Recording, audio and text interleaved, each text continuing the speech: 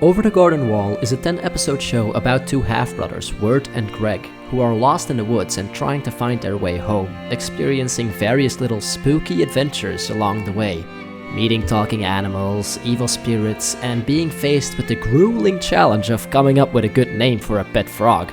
Despite the short runtime of the show, Over the Garden Wall still makes for one of the most enticing and entertaining Western cartoons ever made. This is because Over the Garden Wall uses every second of screen time as efficiently as possible, not unlike shows like Attack on Titan. The show is extremely well thought out and makes the most out of every frame they're given, using them all to their full potential. This makes room for visual story beats, hidden clues, and a whole lot of Easter eggs that you'll only catch on a second watch. The episodic storytelling prevents the show from ever dragging on, and even though the episodes are so short, the story never feels rushed. Instead, all the fun is condensed nicely together in joke-packed episodes, and I'm not talking lousy jokes. I mean, this show has some of the most stellar comedy I've ever seen in any media. Beatrice, why are you pretending I'm this guy's nephew? We need money. You're scamming him? I was thinking more like flat out stealing from him. What? No way. Why not? We already stole a horse. Hey, guys. No, we didn't. Fred's a talking horse. He can do whatever he wants. I want to steal. But it's not just the jokes that make Over the Garden Wall so great. It's the whole package. The brilliant story, the eerie yet soft setting, the pleasant aesthetic, the beautiful scenery, the autumn vibes, the characters, the side characters, the gag characters, and the music. Oh, the music! Oh, potatoes and molasses. If you want some, oh, just ask us. They're warm and soft like puppies and socks, filled with cream and candy rocks. Oh. A huge contributing factor to Over the Garden Wall's brilliance, though, is how masterful it uses the art of subversion of expectations. And I'm not just talking plot twists and that stuff, though obviously that too. You're constantly being led down the wrong track, and nothing is ever really as it seems. And when the show feels it's being too obvious about an incoming plot twist, it'll make a self-aware joke about it while the plot twist is happening. I told you boys to stay away from her, but now you've gone and made her wicked again. Oh, for some reason I thought that old lady was the people eater, but it was Lorna all along. It just goes to show you stuff. At its core, Over the Garden Wall's plot revolves around the relationship between Wirt and Greg. More specifically, Wirt as the older brother eventually learning to take the responsibility of taking care of his young and still very naive little brother, as opposed to constantly blaming him for everything that ever goes wrong in his life. However, it's this very dynamic between Greg's naive but determined nature and Wirt's paranoid and spineless behavior that work as the perfect driving force for most of the story.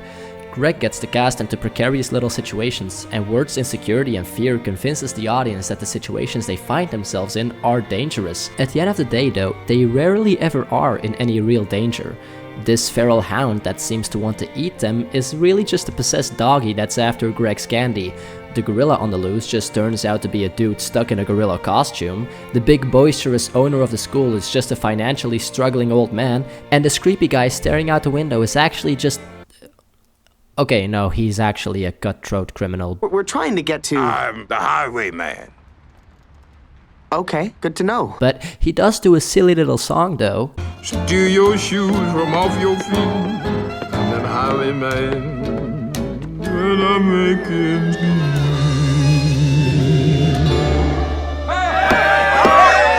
At first sight, all these episodic antagonists are big, scary, deadly threats, but eventually they're all just revealed to not even have any evil intentions. Things might just look a little off, but it's always just Wirt's paranoid point of view that convinces the viewer that everything unknown is scary and dangerous. Something worth noting, I think, is how in episode 8 we follow Greg's point of view, and Greg sort of has the opposite problem where he sees everything as quote nice and fine all the time. He doesn't really seem to ever register danger. Because of Greg's naive and optimistic nature, the beast is ultimately able to trick him into following his instructions. Luckily, the beast is actually nothing more than a feeble parasite that's easily eliminated, which brings me to the point that when the antagonists do actually have evil intentions like Adelaide or the Beast, they always turn out to be rather weak entities who are all too easily defeated when you just give it a try. Though Adelaide of the pasture looks like a sinister threat at first, an evil witch with the power to metamorphosize others, she turns out to just be a fragile old lady who literally melts from having air touch her skin, and it were just those scissors that were magic. Not to mention the main villain of the show, the Beast, who is literally defeated by blowing out a candle. No! Listen! Another thing I love about Over the Garden Wall is that while the monsters never turn out to be all that evil or scary, the show does have a very creepy undertone, especially when you stop and think about some parts of the show. For example, the lyrics of the song Patient is the Night is really just a poem about how death awaits us all, which gets emphasized when the Enoch says, And what about you? You sure you want to leave? Me? Yes. Oh well, you'll join us someday. Another concept that I found really disturbing are Adelaide's magic scissors. I mean, eventually the scissors supposedly turn out to work and Beatrice and her family turn human again. However, one of my first thoughts was, what if these are just normal scissors? And after Beatrice betrays Greg and Wirt, she'd cut off her own wings just to become a wingless, flightless bird. Now that's some Brothers Grimm type of horror tragedy. The Beast in and of itself isn't really scary though. What is scary is that despite the Beast's constant vulnerable state, it is how he is only kept alive by the flame inside this lantern, he's able to trick the woodsman into caring for this lantern and making the woodsman do his dirty work for him that he needs to stay alive. The Beast very cunningly does this by making the woodsman believe it's not the Beast's spirit he's keeping alive, but that of his late daughters. We never really see how the Beast managed to succeed in this lie, but the woodsman's fear of losing his daughter pushes him to keep the flame lit without asking too many questions, just like Wirt was about to do in the final episode when he took up the lantern, believing that Greg could be saved if he did. And this is what's really scary. The Beast is in reality a fragile and pathetic thing, but the woodsman still lives in fear of him because he has no idea of what the Beast really is or what he's even really capable of, and thus just does his bidding out of fear. As Finn the Human so eloquently put it, You think the outside world is scary? Well, you know what's really scary? Bees! Germs! Frogs! Crowds! Ugh. No. Letting fear make all your decisions for you. I really don't like fear. in a way, Wirt and the woodsman are very much alike. However, unlike the woodsman, Wirt has an epiphany about the absurdity of the deal and starts asking questions. Questions that reveal the truth. At this point in the story, Wirt has grown some backbone and he makes the effort to uncover the unknown. And once he does, he realizes that behind the scary unknown lies nothing more than a whole lot of lousy, boring, unscary truth. And I think that this is what Over the Garden Wall is really about. Not just facing the unknown, but uncovering it, to not constantly worry or be scared over everything, but to assess the truth of the matter. And after uncovering the truth, you'll see that it wasn't as scary as you picked it up to be, and you'll realize how dumb you were for being so scared. While making this video, I actually stumbled on a deleted scene that never got animated where Wirt explains this himself. Woodsman? When I first got lost, you told me to beware the unknown. But you were wrong. This place isn't scary. What's really scary is going home and facing your problems. That's the real unknown. Though I think it's great that they left this scene out for the sake of the show's subtlety, what Wirt says here is the perfect summary of what Over the Garden Wall is really about. The scary part of life is facing your issues, but after doing that, you'll realize it wasn't that scary at all.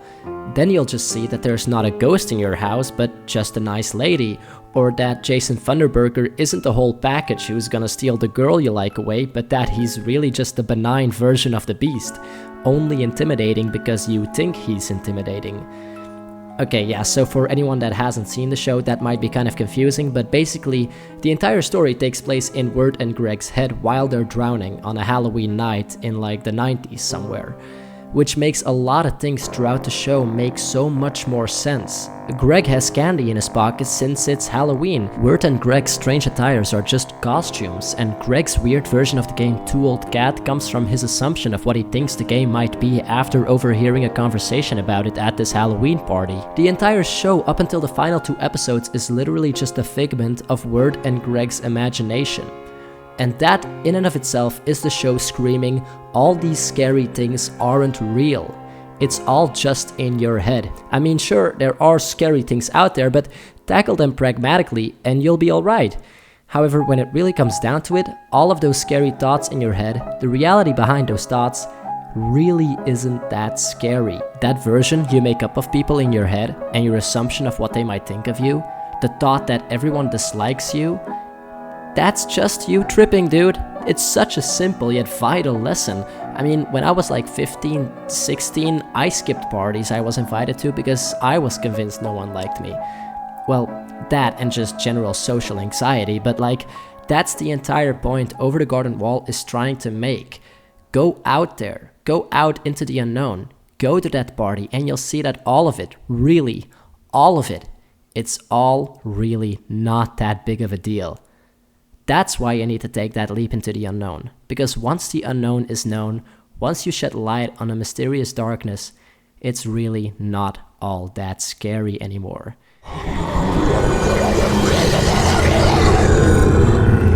Are you ready to see true darkness?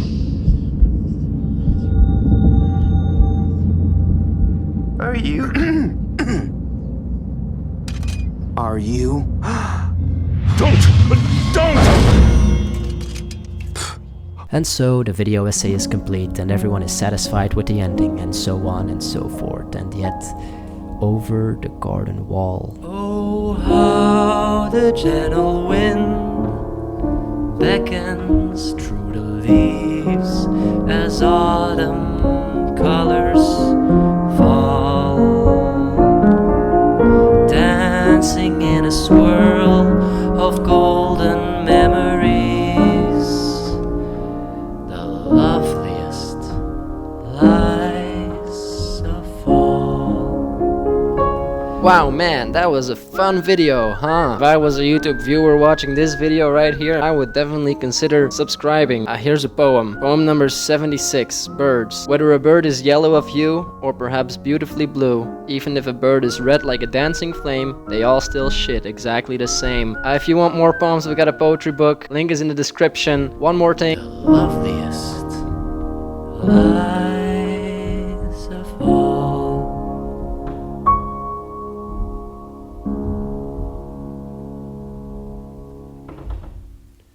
En dan lukt het in één take.